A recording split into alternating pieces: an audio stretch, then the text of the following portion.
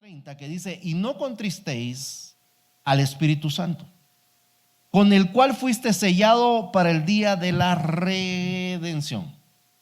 Qué interesante, porque cuando nosotros recibimos a Jesús como Señor y Salvador, dice la Escritura que Él coloca un sello en nuestro corazón. Es el sello del Espíritu Santo.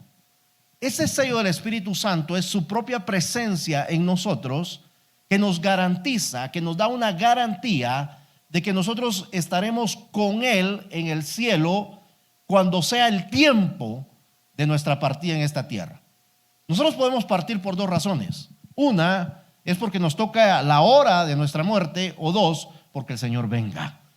Y es el deseo de la iglesia, y ha sido el deseo de la iglesia, que el Señor venga. Y siempre dice que nosotros debemos amar esa segunda venida de Jesús. Como iglesia nosotros debemos ser amantes de esa segunda venida y pedirle al Señor que Él venga por su iglesia. Eso sería maravilloso, extraordinario que el Señor viniera en este momento, ¿no le parece? ¿Sí? Que el Señor ahorita escuchar la trompeta que suena en los cielos y que nosotros podamos ser arrebatados ahí con Él. Eso sería maravilloso, excelente. Yo siempre he pensado que el día más hermoso de un cristiano es el día que se encuentre con su Señor. Por cualquier razón. Es el día más hermoso que una persona puede tener, encontrarse con su Señor, verle cara a cara, poder contemplar su rostro, poder ver su hermosura, su belleza, poder sentir su presencia, su paz, llenando todo nuestro corazón. Pero quiero decirle que esa presencia nosotros podemos sentirla en este lugar. Podemos sentirla en nuestra casa, podemos sentirla donde nosotros nos encontremos, en cualquier lugar podemos sentir esa presencia. Y es más, podemos sentir su mirada.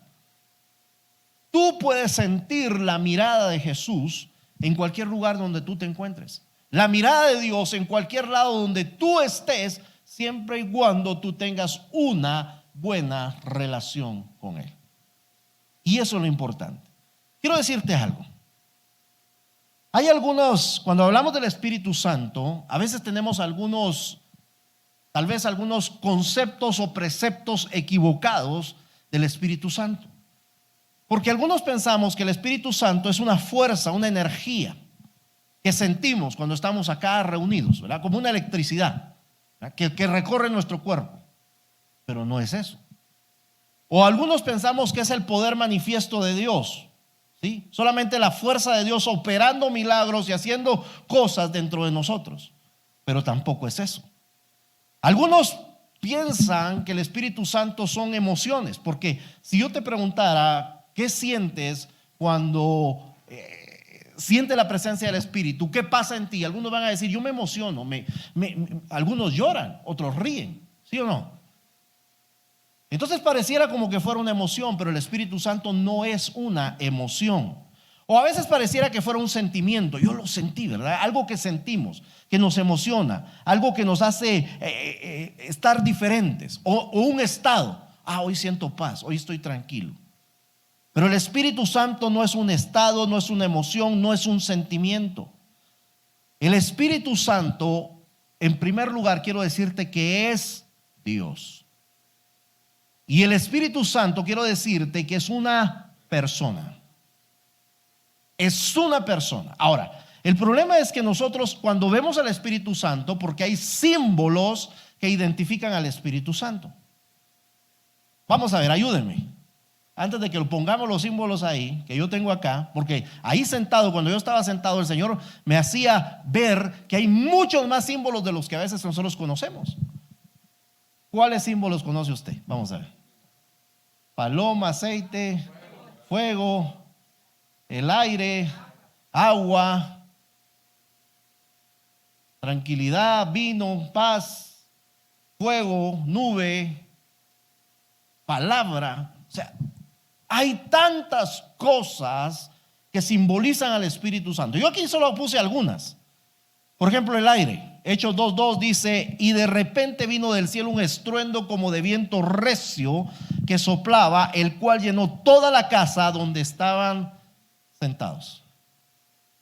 O sea, porque a veces uno siente esas ráfagas de aire. ¿No le ha pasado a usted? Uno a veces siente que algo pasa, ¿verdad? Y uno siente una presencia. Pero quiero decirte que el Espíritu no es aire. no es aire. Pero también está el fuego. Hechos 2:3 dice: y se le aparecieron lenguas repartidas como de fuego, asentándose sobre cada uno de ellos. Pero el Espíritu Santo no es fuego. Estas son cosas que nosotros debemos de comprender para poder tener una relación con el Espíritu Santo. O a veces en aceite. Primero de Samuel 16:13 dice: y Samuel tomó el cuerno del aceite y lo ungió en medio de sus hermanos, y desde aquel día en adelante el Espíritu de Jehová vino sobre David. Se levantó luego Samuel y volvió a Ramá. Él derrama aceite y el Espíritu dice que desde aquel momento estaba con David. Pero el Espíritu no es aceite. Algunos nos confundimos, ¿verdad? Y pensamos que el Espíritu es el aceite. El aceite es un símbolo del Espíritu Santo. Si usted le dice: unja su casa con aceite, hermano, está bien, tome aceite. Usted puede tomar hasta aceite de cocina si usted quiere. Porque el aceite no es el Espíritu Santo. Solamente simboliza al Espíritu Santo. Es un símbolo. El vino, Efesios 5:18 dice: no os embriaguéis con vino, en el cual hay disolución, antes bien sed llenos del Espíritu. El agua, Juan 7:38-39 dice: el que cree en mí, como dice la Escritura, de su interior correrán ríos de agua viva.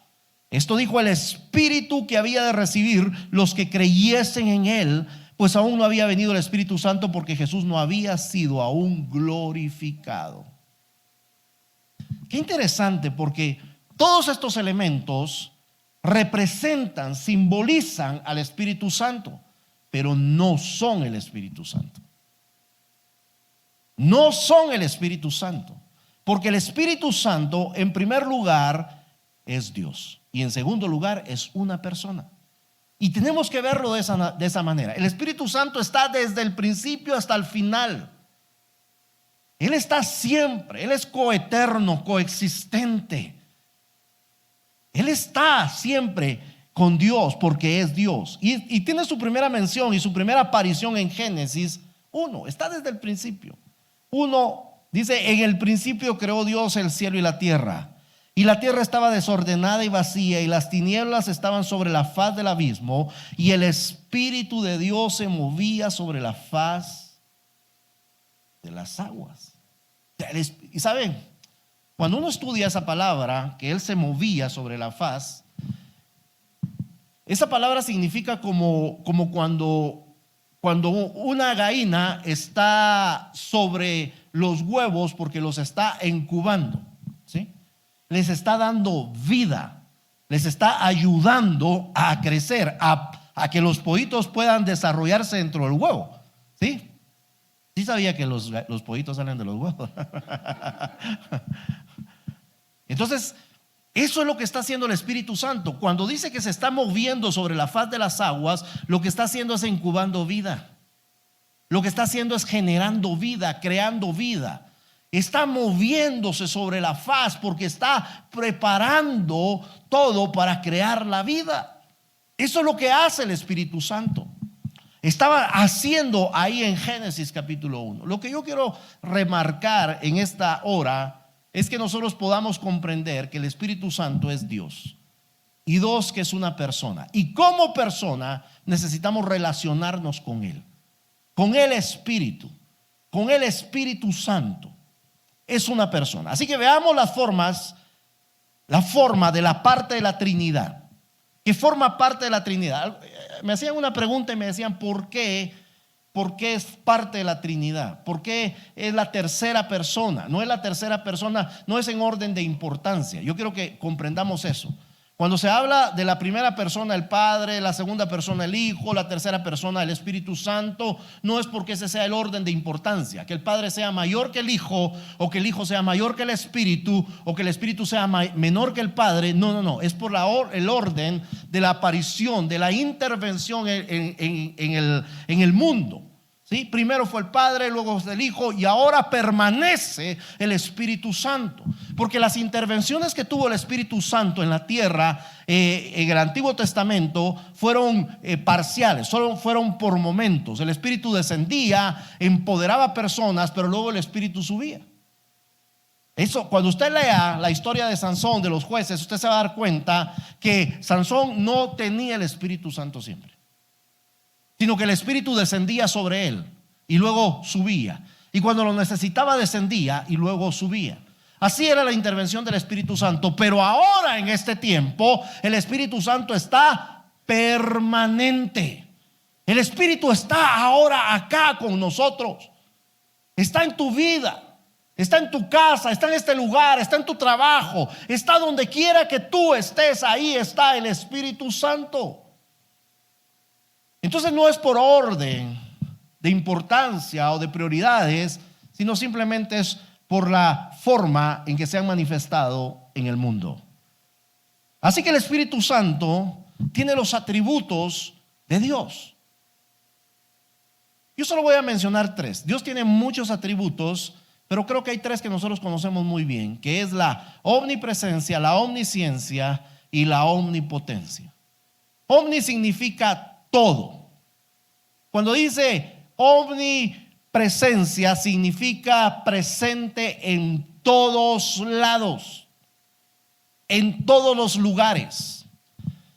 No podemos ocultarnos del Espíritu Santo. Quiero leer Salmo 139, versículos 7 al 12. Dice la Escritura: ¿a dónde me iré de tu espíritu? ¿Y a dónde huiré de tu presencia? Si subiere a los cielos, ahí estás tú, y si en el Seol hiciere mi estrado, he aquí, ahí estás. Si tomare las alas del alba y habitar en el extremo del mar, aún ahí me guiaría tu mano y me asiría tu diestra. Si dijera ciertamente, las tinieblas me cubrirán, aún la noche resplandecerá alrededor de mí. Aún las tinieblas no me encubren de ti, y la noche resplandece como el día, lo mismo te son las tinieblas que la luz. O sea, el Espíritu Santo está en todos lados. No podemos ocultarnos de la presencia de Dios, de la presencia del Espíritu Santo. Dice: si me tomara las alas del alma y me fuera hasta lo más alto, lo más profundo, lo más lejos, ahí vas a estar tú. Si me metiera hasta lo profundo de la tierra y hiciera un trono en el centro de la tierra, ahí estás tú. Si recorriera todo el mundo de lado a lado, ahí vas a estar tú. Si me escondiera en las sombras, en la oscuridad, ahí esa oscuridad se convertiría en luz y ahí me encontrarías, porque ahí estás tú. O sea, no hay manera de podernos esconder del Espíritu Santo, porque es omnipresente. Donde quiera que tú estés, ahí está el Espíritu Santo. En el lugar donde tú te encuentres, ahí está el Espíritu Santo. Pero no solo es omnipresente, sino también es omnisciente. Omni, dijimos, es todo, y ciencia es conocimiento. Eso significa que Él lo conoce todo. Conoce tus pensamientos más profundos los conoce el Señor. Primera de Corintios 2, verso 10 y 11 dice: pero Dios nos la reveló a nosotros por el Espíritu, porque el Espíritu todo lo escudriña, aún lo profundo de Dios. Porque ¿quién de los hombres sabe las cosas del hombre sino el espíritu del hombre que está en él? Así tampoco nadie conoció las cosas de Dios sino el Espíritu de Dios. Así que el Espíritu Santo es omnisciente, lo conoce todo, lo sabe todo. No hay cosa que le podamos ocultar, porque Él lo sabe, Él lo conoce. Pero también es omnipotencia. Omnipotente, todo, potencia, poder. Es todo poderoso. No hay nada imposible para el Espíritu Santo. Romanos 15:13 dice: el Dios de esperanza os llene de todo gozo y paz en el creer, para que abundéis en la esperanza del poder del Espíritu Santo. El Espíritu Santo es poderoso. Cuando el Espíritu Santo descendió en la iglesia, el Señor les dijo: van a recibir poder cuando haya venido sobre vosotros el Espíritu Santo. Y el apóstol Pablo decía: mi predicación y mi enseñanza no es una enseñanza vana de sabiduría humana, sino es con demostraciones de poder del Espíritu. O sea, lo que estaba diciendo es que el Señor es poderoso. No hay nada imposible para Él. Yo quiero que tú lo creas, que para el Espíritu Santo no hay nada imposible. Cualquier problema que estés pasando, cualquier situación que estés viviendo, cualquier enfermedad que te esté atacando, para el Señor no es imposible hacer un milagro. Y nosotros lo vimos, porque dice la Escritura que los apóstoles se levantaron predicando la palabra, y dice que cuando ellos predicaban, el poder de Dios se manifestaba con señales, milagros y prodigios. O sea, sucedían cosas extraordinarias. Mire, la gente estaba tan impactada que dice que sacaban a los enfermos a las calles, para que cuando los apóstoles pasaran, dice, aunque sea la sombra de ellos, cayera sobre ellos para ser sanos. Ese era el poder. Mire, el poder del Espíritu es impresionante. ¿Sabe qué sucedió una vez? Que cuenta la Escritura en el Nuevo Testamento, que unas personas iban a enterrar a un muerto, y dice que vieron que venían unos ladrones, unos vándalos, y dice que ellos tomaron el cuerpo y lo tiraron donde estaban los huesos. ¿Sabe de quién? De Eliseo. ¿Y sabe qué sucedió? Resucitó ese muerto. Los huesos tenían la unción del Espíritu Santo. Y usted puede decir, wow, eso es imposible de creer. Es posible, hermano. Quiero contarle un testimonio. Yo no sé cuántos conocieron ustedes al apóstol Edmundo Madrid. Amén. Pero cuando él falleció, él lo ingresaron al IX, y cuando estaba ahí en el IX, en la morgue, la persona que lo iba a preparar empezó a llorar y dijo, no sé qué tiene este hombre, pero tiene algo diferente. Esa es la unción del Espíritu Santo, que aún aunque nuestro cuerpo, nuestra alma ya no está en el cuerpo, nuestro cuerpo tiene la unción del Espíritu.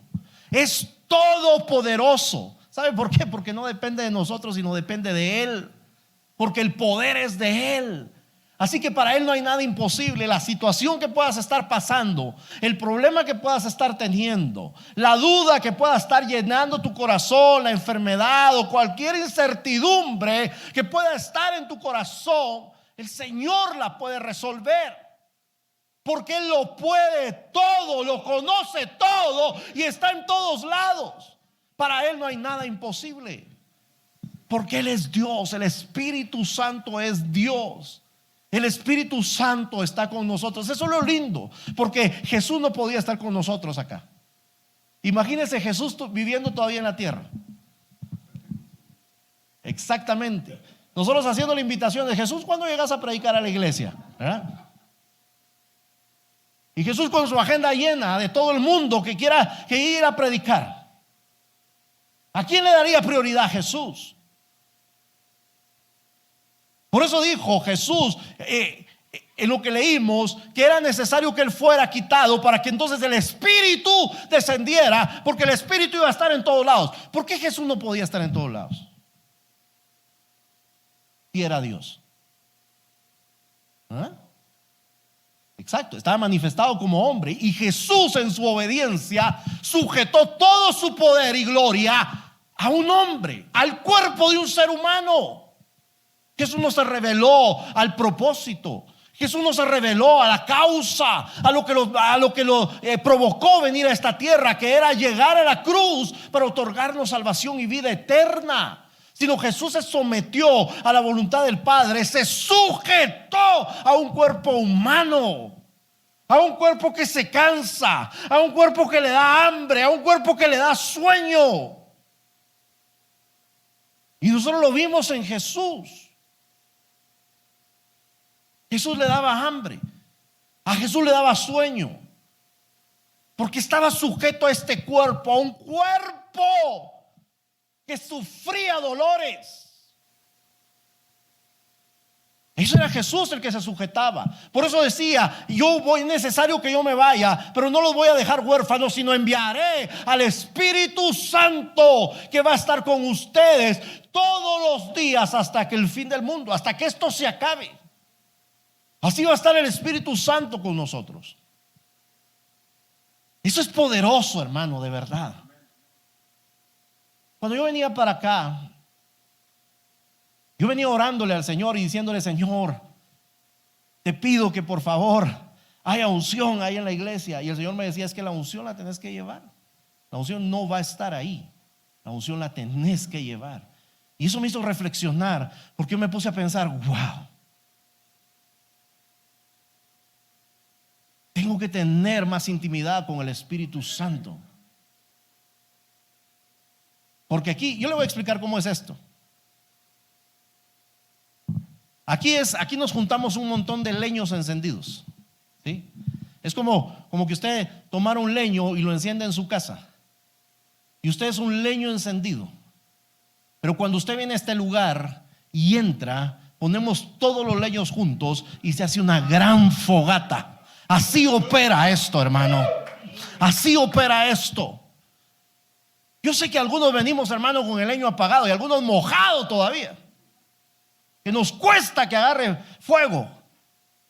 Pero mire, hermano, nada se resiste cuando hay una gran fogata, cuando la presencia del Espíritu se manifiesta en nosotros. Pero es necesario, hermano, que nosotros reconozcamos ese señorío del Espíritu Santo. Pero también el Espíritu Santo es una persona. La ciencia dice que para que una persona sea una persona, tiene que tener por lo menos 3 características. Tiene que tener voluntad, tiene que tener emociones y tiene que tener intelecto. Y quiero decirle que el Espíritu Santo tiene estas 3 características, porque es una persona. Y quiero mostrarlo con la palabra de que Él tiene estas características. Número 1, intelecto. El intelecto es la capacidad de pensar, la capacidad de razonar. Quiero hacer una pregunta: ¿cuántos tienen la capacidad de pensar aquí? Todos, hermano. Todos nosotros tenemos esa capacidad, ¿sí? El Señor nos dotó porque nos hizo a su imagen y semejanza. Cuando habla de su imagen y semejanza, no está hablando, hermano, de físicamente, sino está hablando de estas características. Está hablando de que podemos nosotros pensar, que podemos nosotros razonar. Juan 14:26 dice: mas el Consolador, el Espíritu Santo, a quien el Padre enviará en mi nombre, Él, ¿qué dice ahí? Os enseñará todas las cosas y os recordará todo lo que yo os he dicho. Entonces, mire, Él tiene la capacidad para podernos recordar y para podernos enseñar.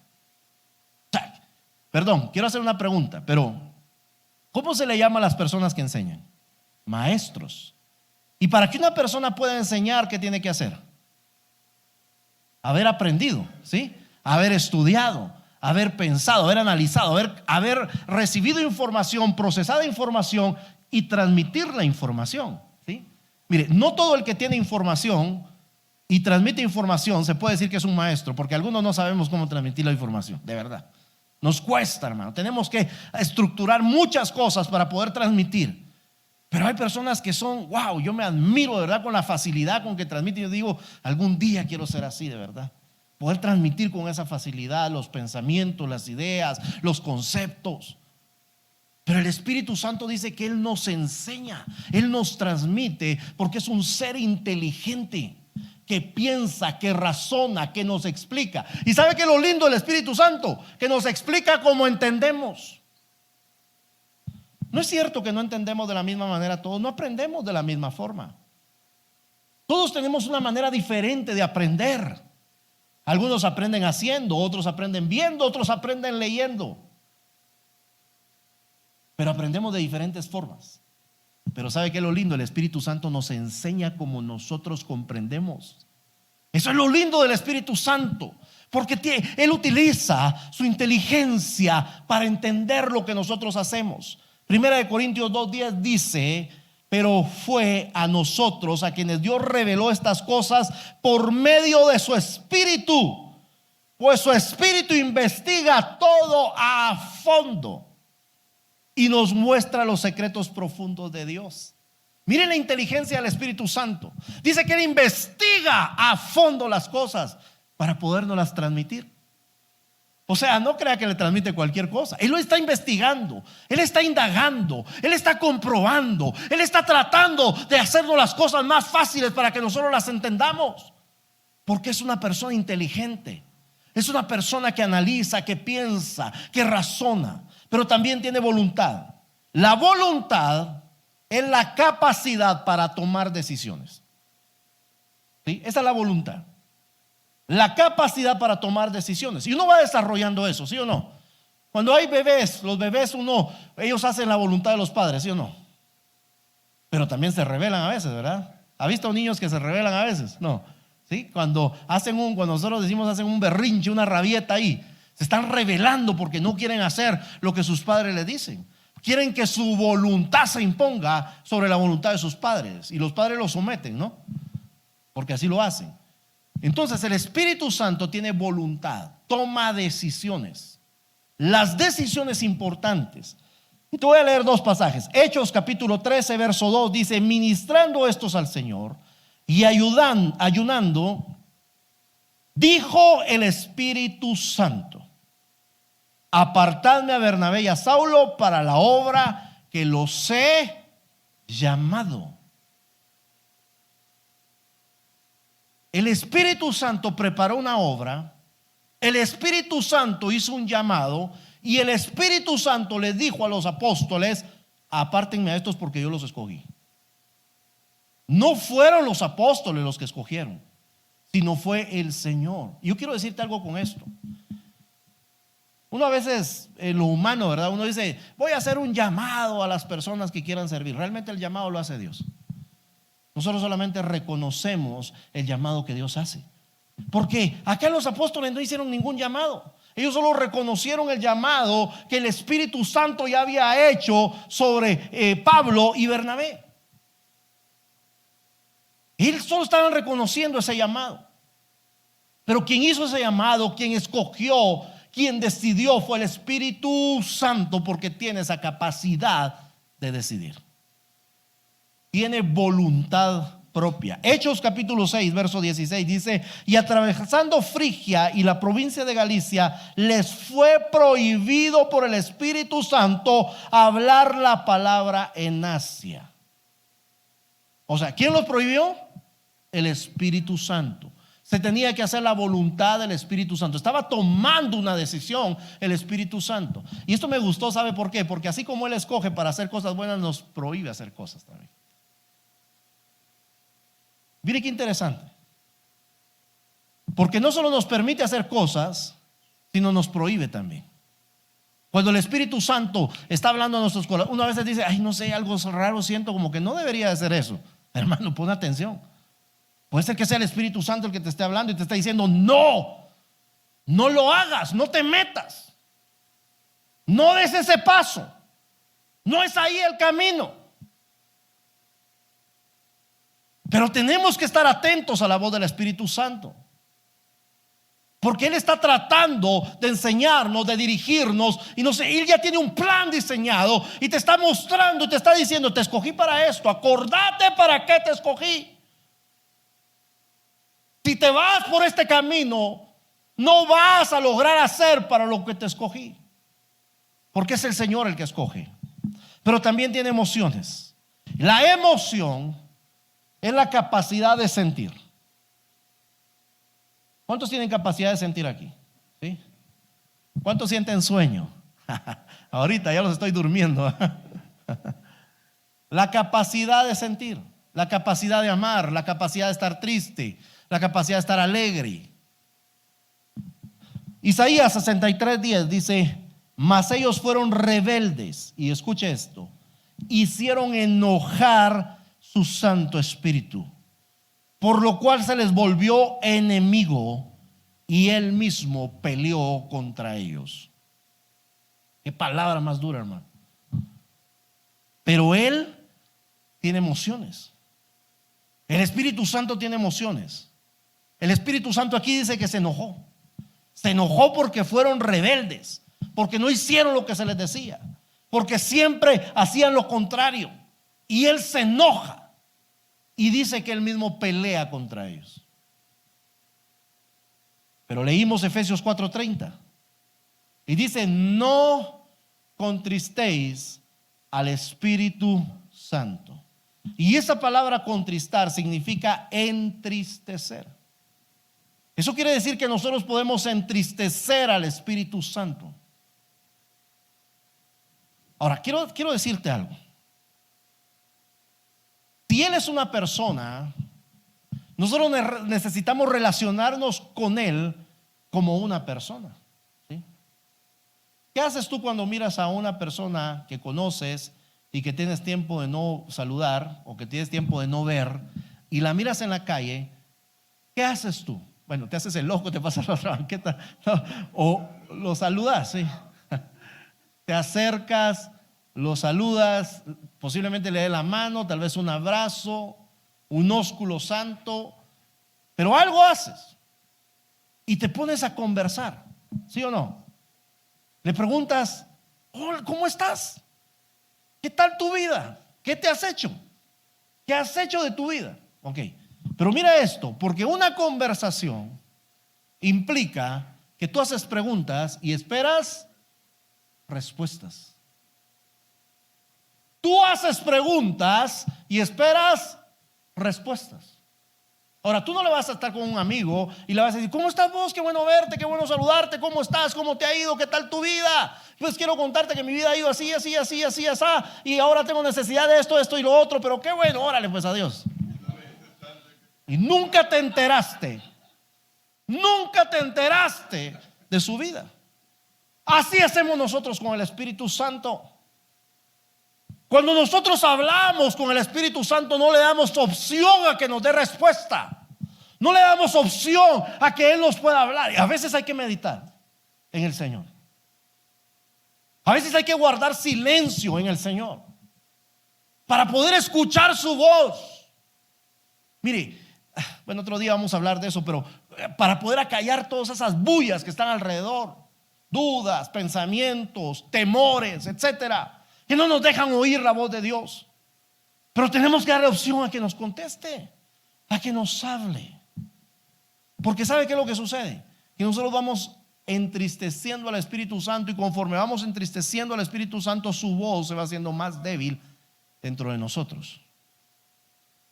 Vamos endureciendo nuestro corazón para poderle escuchar.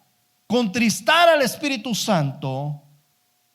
Voy a leerte Efesios. Todo lo que te expliqué era para llegar a esto, para decirte que el Espíritu Santo es una persona que tiene en sentimientos, emociones, que tiene una voluntad y un intelecto, y que es una persona que se entristece también. Efesios 4, 17 y 18 dice: esto pues digo y requiero en el Señor, que ya no andéis como los otros gentiles que andan en la vanidad de su mente, teniendo el entendimiento entenebrecido, ajenos a la vida de Dios por la ignorancia que hay en ellos y por la dureza de su corazón. El problema que muchas personas tienen es que caminan en la vanidad de la mente. Entristecemos al Espíritu Santo cuando caminamos en la vanidad de nuestra mente. ¿Y qué es caminar en la vanidad de nuestra mente? Romanos 1:21 dice: pues habiendo conocido a Dios, no le glorificaron como a Dios, ni le dieron gracias, sino que se envanecieron en sus razonamientos, y su necio corazón fue entenebrecido. ¿Sabe qué significa eso? Caer en la vanidad de la mente. ¿Qué es vanidad? Orgullo. Sentirme orgulloso de quien yo soy. ¿Quién? Nadie como yo. Qué pastorazo el que tiene esta iglesia. Eso es la vanidad de la mente. Pensar que lo que se está consiguiendo, que lo que se está logrando, es porque qué tremendo hombre que soy. Si no fuera por mí, si no hiciera las cosas como las hago, si no pensara como pienso, si no trabajara como trabajo, si no hiciera las cosas como las hago, no se hubieran conseguido las cosas.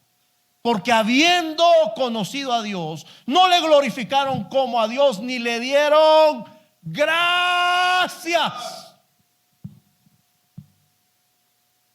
sino dijeron: por mi poder, por mi fuerza, por lo que yo soy, he logrado las cosas. No le damos gracias a Dios. No reconocemos que la fuerza, el poder, que todo viene de parte de Dios a nuestra vida. La inteligencia, la salud, etcétera, todo viene de parte de Dios a nuestra vida. Y no le damos gracias, sino que nos envanecemos en nuestros pensamientos y razonamientos, pensando que somos lo suficiente para hacer todo. Y no dudo que tengas lo suficiente para lograr muchas cosas. Que tengas el estudio, que tengas las capacidades, que tengas la inteligencia, que tengas la fuerza, que tengas el poder para lograrlo. No lo dudo. El problema es que eso no lo da Dios. La fuerza, la capacidad, la inteligencia, el poder, todo viene de parte de Dios. Dios no lo da, ¿sabe para qué? Para que cuando nos pregunten ¿cómo lo lograste?, podamos decirle: por la gracia de Dios. Y darle gracias. Porque si no, entonces nuestro entendimiento empieza a oscurecerse, a nublarse. Y entonces el espíritu se entristece, ¿verdad? Es como cuando alguien cocina en la casa, ¿verdad? Y tú llevas el platillo y te dicen: wow, qué rico te quedó, ¿verdad? Y tú dices: sí, me esforcé bastante por hacer el pollo campero.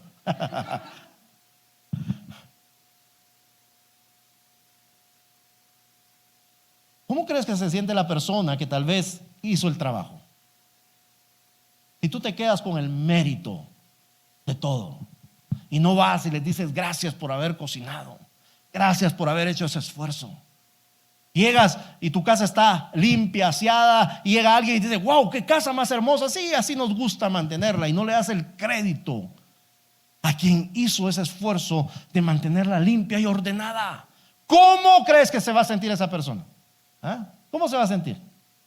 Triste, enojada, frustrada, de muchas maneras, muchas emociones en su corazón. Así hacemos nosotros con el Espíritu Santo, y por eso lo contristamos, porque Él es una persona que tiene sentimientos.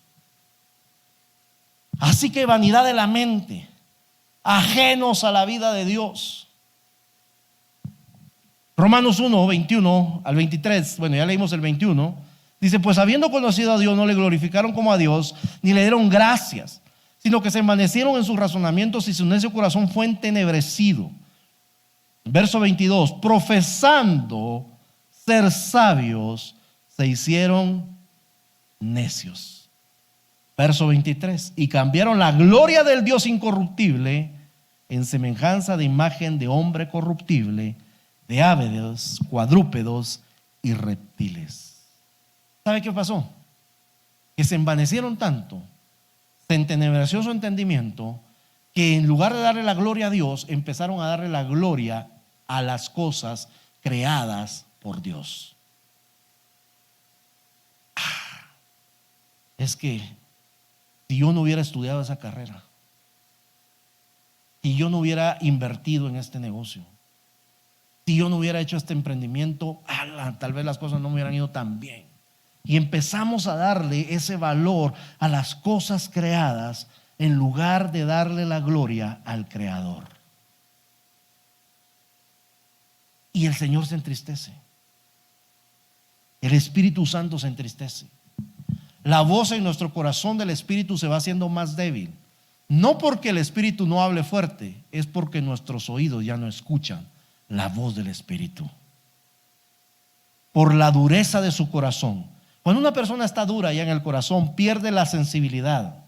Dice: se entrega a la lascivia y comete toda clase de impurezas.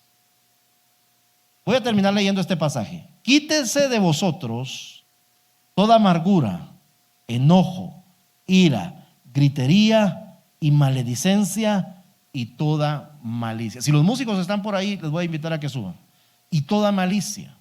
Mire, Dios espera que de nosotros se quite la amargura, que de nosotros se quite la ira, que de nosotros se quite la gritería. Eso me impresiona, ¿verdad? Porque a veces como que nos gritamos un poco en casa, ¿no? Pero Él quiere que nos quitemos esa gritería. Las maldiciones. Una maldición es todo aquello que no bendice. No solamente decirle, eres maldito por esto. No, no, no. Cuando tú le dices a alguien, eres un tonto, lo estás maldiciendo. Cuando tú le dices a alguien, nunca lo vas a lograr, lo estás maldiciendo. Cuando tú le dices a alguien que nunca va a salir adelante, lo estás maldiciendo. Y nuestras palabras tienen que ser palabras de bendición. Lo que yo quiero motivarte, hermano, en esta mañana, es que nosotros podamos tener una relación con el Espíritu Santo, que podamos comprender que es una persona que tiene emociones, que es inteligente, ¿sí? Que tiene sentimientos, que tiene emociones, que tiene voluntad, pero que nosotros podemos contristarlo, podemos entristecerlo. El problema es que cuando nosotros vamos entristeciendo al Espíritu Santo, lo vamos arrinconando a un lugar, lo vamos arrinconando a una posición. Y el problema es que lo tenemos tan arrinconado y le tenemos tantas cosas encima que ya no escuchamos la voz del Espíritu. El Espíritu sigue hablando, el Espíritu sigue redarguyendo, el Espíritu sigue tratando de llenar nuestra vida, de guiarnos, de enseñarnos, pero nosotros con todas estas cosas que ponemos encima, la vanidad de nuestra mente, nuestra insensibilidad a Dios, nuestra falta de compromiso con el Señor, nos impiden a nosotros escuchar la voz del Espíritu. Y nos volvemos ajenos a la vida de Dios. Nos volvemos ajenos a lo que Dios tiene preparado para nosotros. Pero hoy quiero motivarte. Yo no sé cómo ha estado tu vida. Gracias a Dios, no lo sé. Pero puede ser que necesites hoy, tal vez, hacer las paces, reconciliarte con el Espíritu Santo. Porque tal vez no le has obedecido, no le has escuchado, o tal vez le has escuchado y no has querido hacerlo porque implica que tal vez tú tengas que dejar algunas cosas, moverte a algunos sitios, implica que tengas que hacer algunos sacrificios y lo has estado meditando. Pero el Espíritu Santo quiere tener esa profundidad de amistad contigo para que las cosas te vayan mejor. Tal vez al principio será duro, pero tú vas a ver los resultados al final, que van a ser una bendición para ti.